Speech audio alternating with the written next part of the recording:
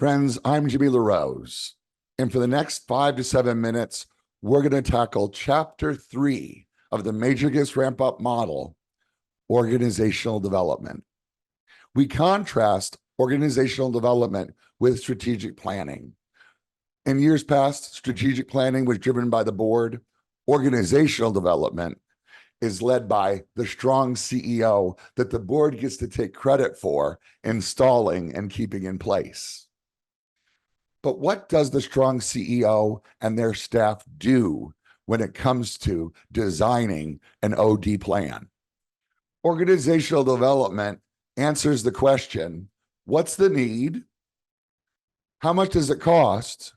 And over what period of time are we going to deploy those monies? And what are the expected outcomes? Friends, activity is not the same as impact. Last year, we provided 198,000 beds. Well, that's activity. Last year, we taught 190,000 children. That's activity.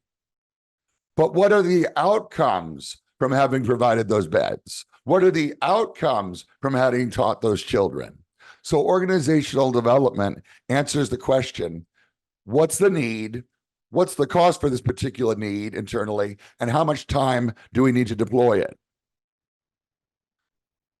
Friends, if you have not written an OD plan, a donor is going to give you $5,000 or $10,000 because you're good people. You know, you deserve it. But if you're going to invite the donor to give $500,000 or a $1 million gift, you need to be able to answer all the specific questions about how you're going to receive that money.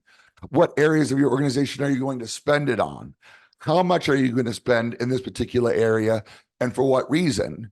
And how many years will you be deploying this program spend? And once you've done all of that, what's the outcome? If you answer that with organizational development, you're eligible for a person's best gift. But how do we get there? Well, we always know that organizational development is based on accurately and precisely determining our as-is state, then wanting to determine over what period of time is our to-be state, as is to be, but all the money is spent in between as is and to be. It's all spent on that gap to close that gap. So our as is state becomes our to be state. Change management equals pain management. You have a lot of people that signed up for your organization that when you went through organizational development, they'll end up saying, you want to know what? God bless you. That's great. But I didn't sign up for that. So change management can be pain management. So as is state, to be state, and then project case, change management is what we fund in between. Now, friends, for those of you who have been with me for years, those first two slides are not new. But let me show you a clear vision of figuring out the to be state. You know, the as is state's easy. What we do is we fill out our pre-campaign diagnostic. We figure out what our as is state. We're able to evaluate. But how do we determine the to be state that solves a problem completely and doesn't just service it? And when we figured out the to be state, we work our way backwards to understand how much is it going to cost? What is the change management plan? So now on to a brand new slide. As is state is precisely determined by completing your pre-campaign diagnostic. And anybody can go into the Major Gifts Ramp-Up Cloud preview and go to the conference series directory, and you can download your diagnostic. And if you will fill that out, take the time to fill it out. It's only 11 pages, but it will give you an accurate snapshot of your present state, your as is state. But the to be state generally is just mediocre. Your board is happy if you raise X amount of dollars this year and you raise more money than you spent and you change the person's life. Mediocrity. And if you'll keep doing that each year, not go in the red and serve a group of people, your board will be satisfied, but not your donors. We have to figure out a way whereby which we determine a to be state that takes the board's breath away, takes your donor's breath away. And by the way, after we've done that, we will know how much it costs. And that change management plan will show up in your case document at the end under project case. But the real rub here is the to be state. Let me cover it with you for a minute. How do we determine what we're going to be? First, we must precisely define the population that we serve. Do we serve families? Do we serve at-risk youth? Do we serve single moms that have been touched by addiction? Do we serve prisoners that are going to experience re-entry? I think it's probably easy for anybody watching this teaching to determine who do we serve. But then we have to answer the question, how do we serve? What are the different unique programs that we do better than every other nonprofit that's serving prisoners for reentry? What are our programs? You know, in that case, it may be vocational rehab. It may be transitional housing. It may be recovery programs. I would imagine if you're watching this video, you know who you serve, and you have 5 to 7 different programs that you're doing a great job with that warrants your existence. Maybe that's why you've been around for 5 years or 10 years. I think when it comes to the first and the second, you probably got a good handle on that. But if you're going to truly figure out your to be state, how about this? How many prisoners in our service footprint are there available to be served? How many at-risk youth latchkey kids are going home from public school to nobody at home? Do you, as an expert in your program, have a complete and total command of the total market of individuals, families, children, teens, youth, men, women? Do you know what your entire market is comprised of?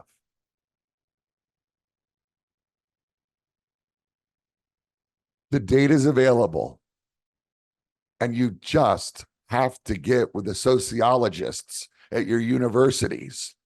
You have to get with the United Way, who actually spent $1 million to figure this out locally. But I would argue so many people that are watching this video right now do not have a command of how many people are there that need our services. Okay. Now, we understand the count for the total market, but the next question is, how many people do we serve out of that total market? Kind of easy to understand that. Look over the last 3 years and identify the count regarding your existing annual program participants. That is your as-is state. But there may be a shortfall.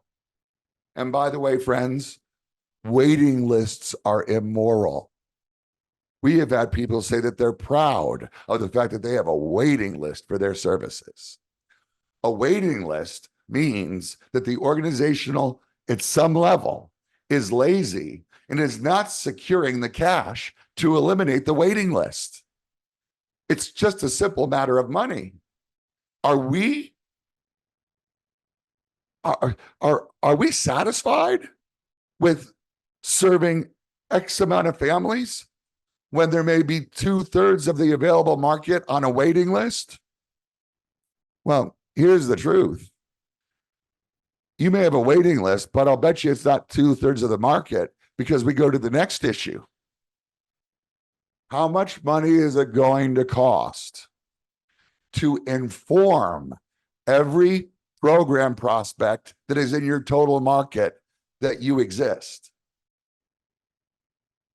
How much will it cost after you figured out everybody in the market?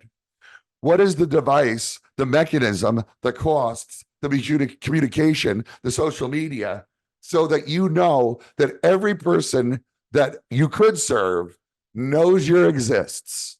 They know that you're available to change and transform their life. But here is the precious question. Friends, not everybody's going to say yes. Matter of fact, tragically, a majority of people may say no. But here's the existential question.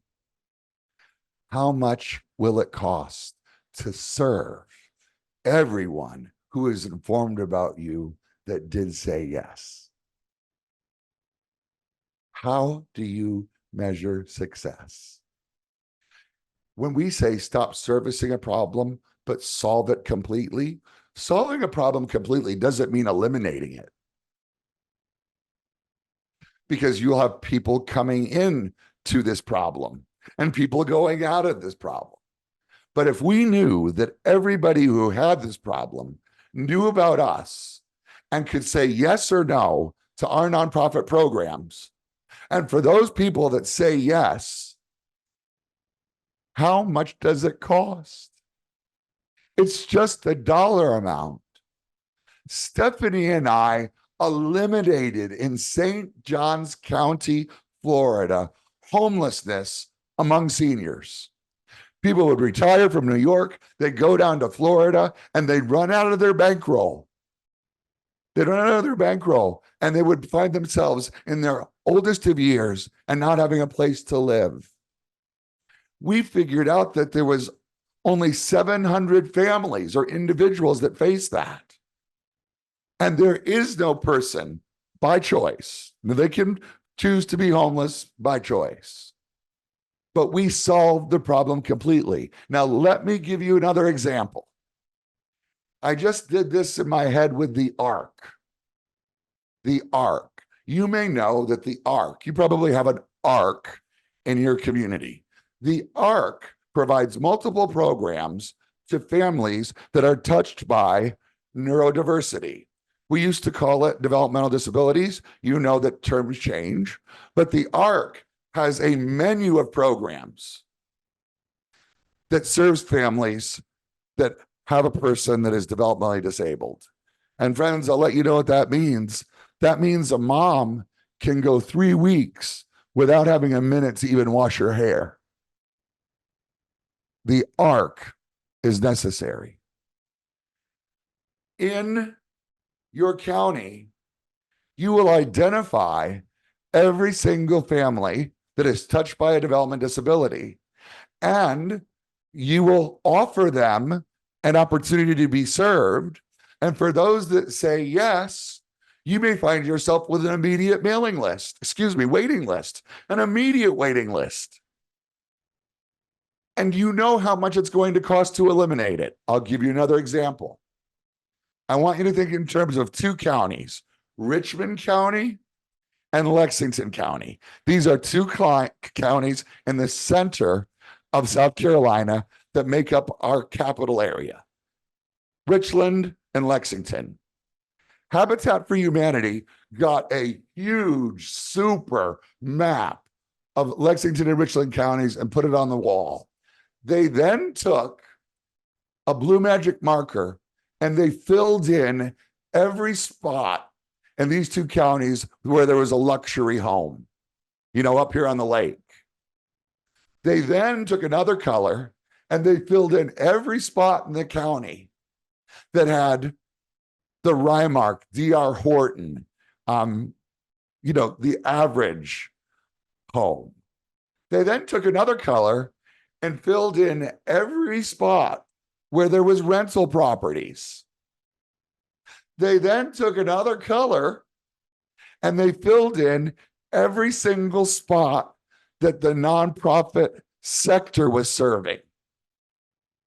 They then took another color and they filled in every single spot that HUD housing was serving. And they found out that there was a 7% need, and that it would only cost $85 million to eliminate homelessness in Columbia. And by the way, here's where they started. 93% of families already have what they need. See, Columbia cares about families. Columbia cares about housing. We're already taking care of 93%. It's only going to take 85 million to address the 7%. And when those structures are in place, it turns out that as people grow out of this program and come into this program because tragedies touch their life, all the infrastructure is there to solve the problem completely.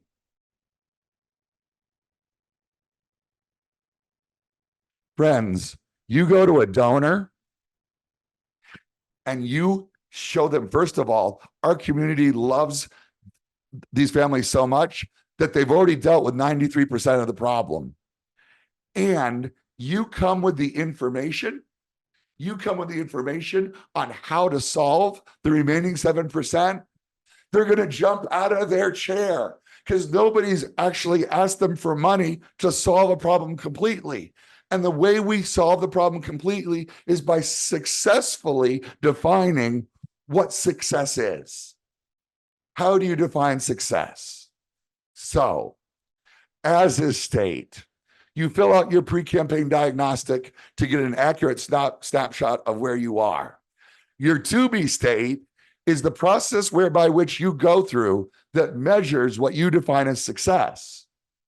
And then when you realize you have that 7% need, you understand what all the needs are, staff-wise, capital projects-wise, operations-wise, technology-wise, and you come up with a dollar amount for the change management plan that closes the gap from as is and to be. Friends, I just gave you platinum. You will be the only organization that has the chutzpah, if you will, to sit down with a donor and say, we really have an answer. We have an answer to the whole thing. Well, that is going to make the donor say, well, okay, let's see how full of yourself you are. And then you deploy the real accurate, precise problem, and then you share with them the dollar amount that it's going to cost to solve it. They're in.